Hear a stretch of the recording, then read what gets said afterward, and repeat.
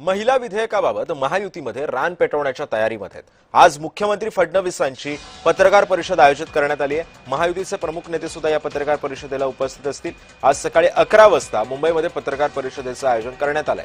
महिला आरक्षण विधेयकाबाबत इंडिया आघाडीने घेतलेल्या भूमिकेला महायुती आता लक्ष करणार आहे, असं सुद्धा सूत्रांकडून समजतंय। आणि या संदर्भात अधिक माहिती जाणून घ्यात माझा सहकारी जय पवार सध्या आपल्या सोबत आहे।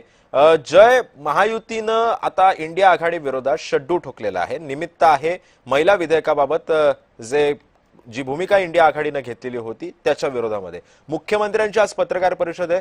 काय मुख्यमंत्री बोलू शकतात आणि कशा पद्धतीने धारेवरती धरू शकतात विरोधकांना?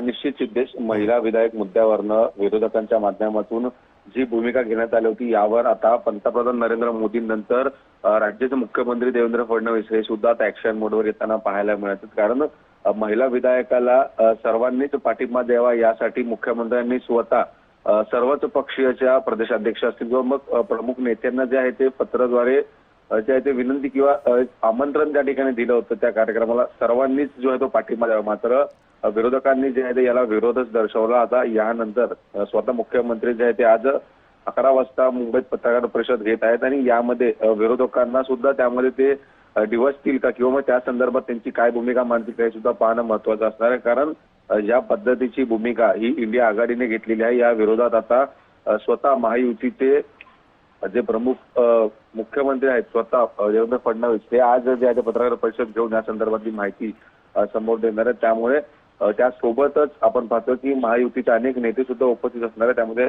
रवींद्र चव्हाण असतील, नीलम गोरे, ज्योती वाघमारे, आदिती तटकरे, त्यासोबत भाजपचे महिला प्रदेशाध्यक्ष चित्रा वाघ हे सुद्धा त्या ठिकाणी उपस्थित आहेत। त्यामुळे एकूणच आता या संदर्भात मुख्यमंत्री काय भूमिका घेतात हे याकडे आता सर्वांचंच लक्ष लागलं पाहायला मिळतं। नक्कीच, धन्यवाद जय, तू दिलेल्या सविस्तर माहितीबद्दल।